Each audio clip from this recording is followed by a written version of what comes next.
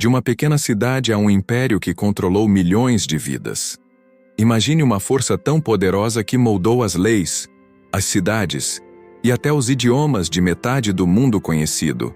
Você vai conhecer Roma, de vila modesta às fronteiras do mundo, dominando magistralmente política, engenharia e cultura. Neste vídeo, acompanhará como os romanos erguiam aquedutos que desafiavam a gravidade, como suas legiões transformavam táticas em conquistas e como o direito romano ainda guia nossas sociedades hoje. Prepare-se para uma narrativa documental épica, rica em curiosidades visuais impressionantes e personagens que viveram e derrubaram impérios. Roma nasce no século 8 a.C., em 7 colinas próximas ao Tibre. Diz a lenda que Rômulo e Remo, crias de lobo, fundaram a cidade em 753 a.C., mas os arqueólogos revelam povoamentos desde 1000 a.C. A topografia favorável e a localização estratégica entre montanhas e rio favoreceram o comércio entre povos latinos, etruscos e sabinos. Com o fim da monarquia em 509 a.C., e nasce a República Romana, um ousado sistema de governo misto com senado, cônsules e magistrados eleitos, algo revolucionário para a época.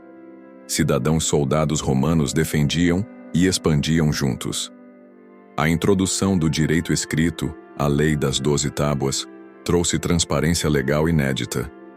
Curiosidade: os leões de bronze no fórum, esculturas importadas, simbolizavam o poder do Senado. Os plebeus ignorados no início conquistaram o direito à assembleia e tribunos, instaurando o equilíbrio entre elite e povo. A expansão começa, primeiro contra as vizinhas cidades latinas, depois na Campânia. Mas como Roma, ainda fraca comparada a potências como Cartago, venceu seu maior rival e dominou o Mediterrâneo? A resposta está nas inovações militares e alianças ousadas. As guerras púnicas, 264-146 a.C., marcam o verdadeiro teste da República. Cartago, uma potência naval sediada na atual Tunísia, era rival no comércio do Mediterrâneo Ocidental. Roma investiu pesado em sua marinha, construindo o Quinquerrém e inventando o Corvo para boarding. Durante a Segunda Guerra Púnica, Aníbal cruza os Alpes com elefantes, uma façanha militar e geográfica de tirar o fôlego. No entanto, Roma resiste. Cipião, o africano, ataca Cartago diretamente e força o famoso tratado.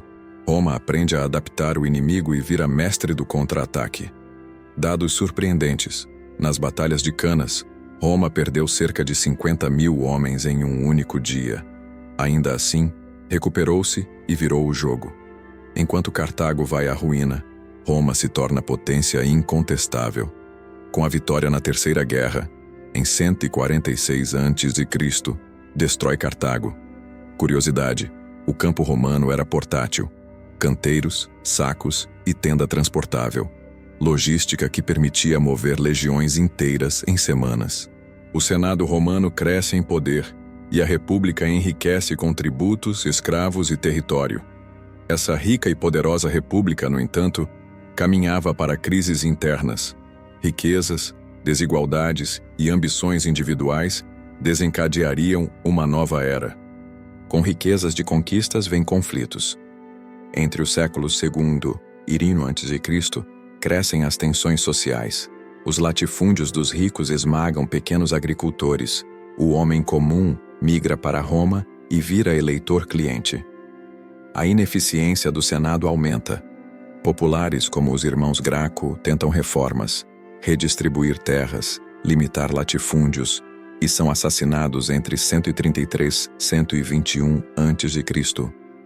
Isso marca o começo das guerras civis. Generais como Sula e Pompeu percebem: não basta vencer no campo, é preciso controlar tropas e disputar poder político. Sula marchou sobre Roma em 88 a.C.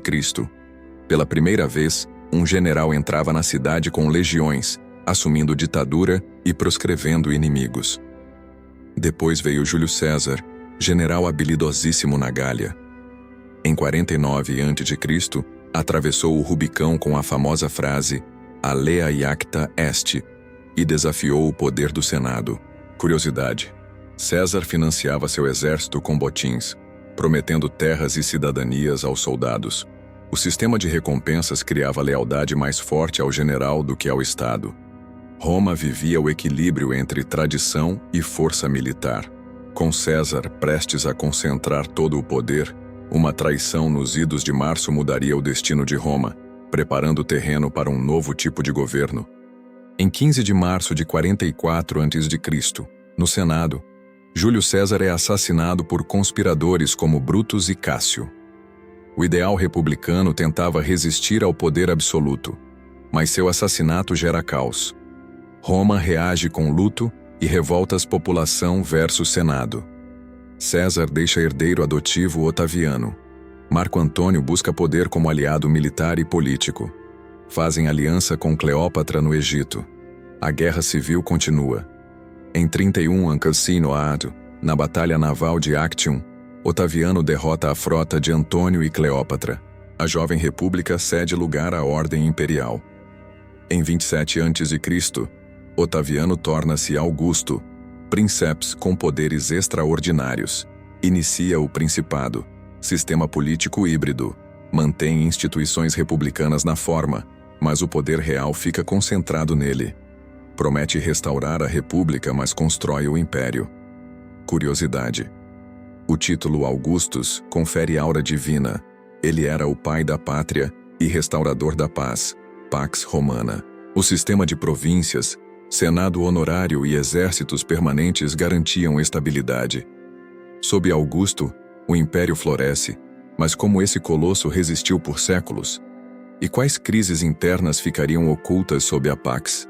A Pax Romana, 27 a.C., 180 d.C., é um período de paz e prosperidade sem precedentes. Sob governantes como Augusto, Tibério e Trajano, o império cresce em extensão e riqueza. Estradas, aquedutos, monumentos como o Coliseu se erguem. O comércio se expande por todo o Mediterrâneo. Especiarias, seda, grãos. Moedas uniformes circulam da Britânia ao Egito. As leis romanas se espalham. O jus civile aos cidadãos, jus gentium às províncias.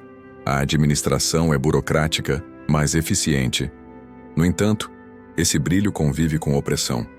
Escravos no coração do império, revoltas como a de Espartacus, 73-71 a.C., lembram que nem tudo era paz. Luxo nos palácios contrasta com pobreza nos bairros plebeus. A elite vive dos impostos das províncias e do trabalho escravo. Curiosidades: os aquedutos transportavam milhões de litros de água por dia. Algumas estradas ainda existem na Europa.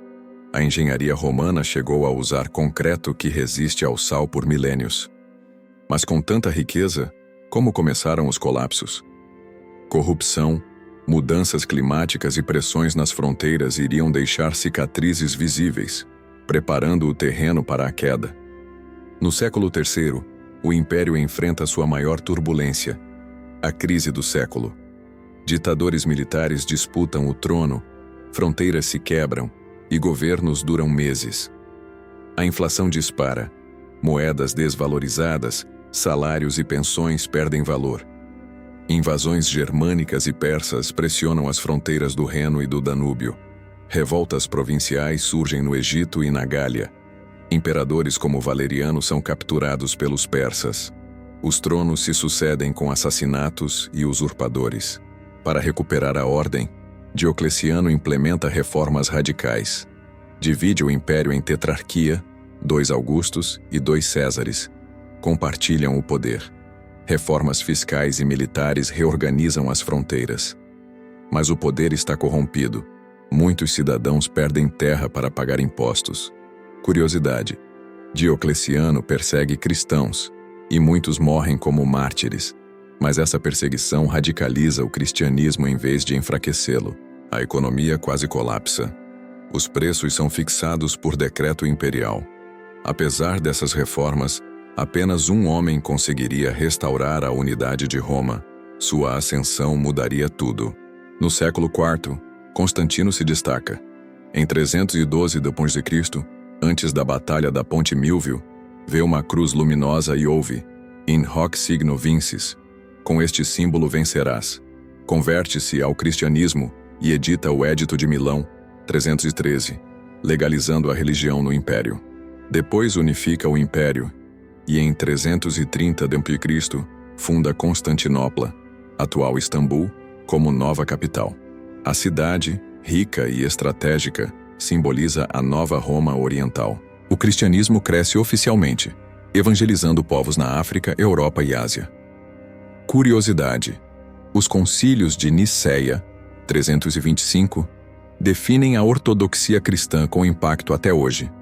A Basílica de São Pedro, o direito canônico, a arte litúrgica e a arquitetura cristã emergem dessa era. Depois da morte de Teodósio I, 395, o Império é dividido. Império Romano do Ocidente e do Oriente. O Ocidente enfrenta invasões bárbaras, vândalos, ostrogodos, visigodos, e cai em 476 d.C., e com a deposição do último imperador, Rômulo Augustulo.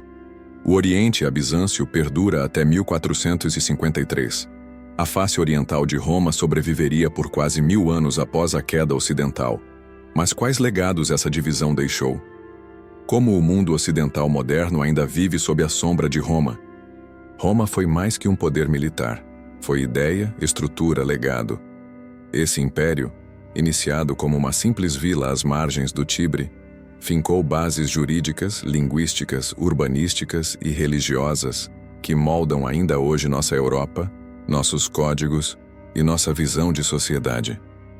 A República introduziu conceitos de representatividade e equilíbrio de poderes, mas sucumbiu à ambição de generais. O Império trouxe estabilidade e avanços até que o excesso de poder centralizado, crises internas e pressões externas enfraqueceram sua coerência. Dividido, o mundo ocidental viu seu fim formal em 476 d.C., mas as instituições do Oriente sobreviveram até 1453, e a Igreja conservou muitos princípios romanos. Reflita: a imposição das leis, a construção de cidades, o hábito de pontes e estradas públicas, o próprio alfabeto latino, são marcas romanas. Hoje o direito civil, o calendário cristão, o conceito de cidadania ainda ecoam da Roma de Augusto. E mesmo quando fragmentado, o Império continuou vivo no imaginário e nas estruturas políticas até a formação dos Estados modernos. Se você quer entender a origem de muitos de nossos sistemas, das leis à língua, a história de Roma é essencial. Deixe abaixo nos comentários qual legado romano você vê no seu dia a dia.